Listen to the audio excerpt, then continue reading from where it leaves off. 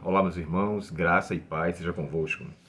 A lição que vamos tratar hoje, vamos fazer um resumo bem objetivo da lição de segunda, terça e quarta. A lição de segunda-feira nos traz o título Esperança do breve retorno de Cristo.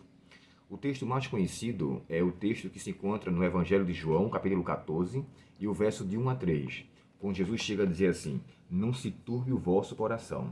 Crede em Deus, credes também em mim. Me chama a atenção a expressão não se turbe o vosso coração, porque tem traduções que descrevem esse termo com a seguinte expressão: não se angustiem. Lembre-se que a lição de domingo falava sobre esperança no tempo de angústia. Ou seja, aqui agora, Jesus dá uma descrição que não devem ficar angustiados, não devem ficar aflitos, não devem ficar com o coração turbado. Porque ele, enquanto aqui esteve, ele garantiu a promessa, a certeza de sua segunda vinda. Quando ele chega a dizer assim: crede em Deus, no Pai, e crede também em mim. Para onde eu vou, existem muitas moradas. Jesus aqui deixou bem claro que essa certeza ela era garantida, primeiro pela confirmação de sua primeira vinda, isso que era dito no Antigo Testamento. E agora, pelos seus próprios lábios, ele garante a sua segunda vinda.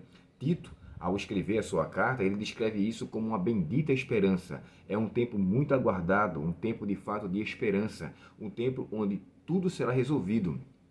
O texto de Apocalipse descreve também que uma diferença entre os justos e os ímpios é uma clara evidência de como estarão as pessoas diante da volta de Cristo. Um grupo dirá: Este é o nosso Deus a quem aguardávamos. O outro grupo dirá: Escondei-nos da face daquele que está vindo e da ira do Cordeiro, pois quem poderá subsistir? Então, assim, diante dessas duas classes, os que estiverem confessado seus pecados, se arrependido de coração e buscado em Cristo a sua graça em tempo oportuno, receberão a alegria de sua volta. Aqueles que permaneceram na prática de pecados conhecidos, que viveram uma vida de dissoluta rebeldia para com Deus, eles terão vergonha, terão medo, terão receio. Semelhantemente àquilo que Adão sentiu, embora em uma condição ainda favorável para que ele pudesse encontrar graça. O primeiro sentimento que teve de Adão foi o medo. Ouvi a tua voz soar pelo jardim e por estava nu, tive medo e me escondi. Só que no sentido do futuro, esse sentimento não será semelhante ao de Adão. O esconder-se, sim, mas o esconder-se de Adão, depois houve um acerto de contas e Adão foi absolvido pelo seu pedido de perdão, arrependimento e mudança de vida. Adão viveu 930 anos, mas o tempo que ele viveu foi para, de fato, buscar a confissão, o arrependimento, a mudança, coisa que o Deus o concedeu com o tempo. Esses ímpios aqui terão receio da volta de Cristo e não querão vê-lo, e não irão querer vê-lo.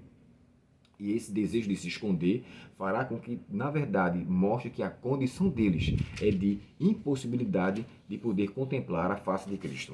Na lição de terça-feira, fala do milênio na Terra.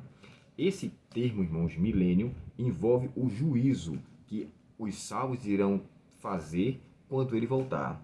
O início do milênio, ele começa quando Cristo vem. E a Bíblia descreve que a sua língua, ou seja, o sopro de sua boca, lhes fará todo ímpio. Todos aqueles que estiverem ali, vivos até então, pelo resplendor de sua vinda, inclusive esses que vão pedir para se esconder, não poderão contemplar a face de Cristo. E ao vê-lo, eles então serão mortos, ou seja, serão de fato extintos da terra, porém ficará ali os corpos na terra. Não haverá sepultamento, não haverá quem os planteie, porque eles ficarão aqui, como é dito no texto, como que um esterco, como que um estrume, ficará na terra. Só Satanás e seus anjos ficarão vivos para contemplar. E esse milênio nos dá uma descrição de que, quando isso se inicia, a terra voltará a ser o estado que ela era anterior. Em Gênesis 1, verso 2, fala que a terra era sem forma e vazia. Jeremias 4, verso 23, também dá a mesma descrição, de que a própria terra estará desolada, desabitada. Não terá ninguém até então aqui.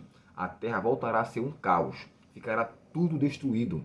Só ficará vivo Satanás e seus anjos. E na lição de quarta-feira, para a gente dar uma resumida bem direta aqui, o juízo no milênio. Me chama a atenção, irmãos, que nesse período de julgamento, os justos julgarão os ímpios, mas não mais para absolver. Porque a mesma oportunidade que os justos tiveram, os ímpios também tiveram. Aqueles que ouviram a voz do Espírito Santo, acataram, corresponderam positivamente, esses de fato se demonstrarão como pessoas de Deus. Aqueles que ouviram a voz de Deus, rejeitaram e resistiram por conta dos seus pecados, demonstrarão que não pertencem a Ele. Como diz o hino, né? Eu pertenço ao meu Rei, filho sou do Senhor. Ele nunca me esquece, eu o sei. Só serão esquecidos por Deus aqueles que aqui na terra se esqueceram dele também. Aqueles que preferiram lembrar e amar as coisas deste mundo. Para esses, de fato, não haverá absolvição, porque eles não quiseram o amor da verdade para se salvar. E nesse período do julgamento, Satanás então contemplará com todos os anjos a sua maléfica obra, o seu tudo o que ele tinha feito para causar todo esse destroço, essa destruição. Ele então por 1000 anos contemplará, e pasme com isso. Satanás e seus anjos dirão: justo e reto são os teus juízos, ó Rei das Nações. Ele reconhecerá que o julgamento de Deus é justo e que a sua punição é justa também. Não só eles, mas todos os ímpios, porque nesse período aqui, que é descrito no Apocalipse capítulo 20, fala que os outros mortos não ressuscitarão. Um grupo de mortos ressuscitará na volta de Cristo.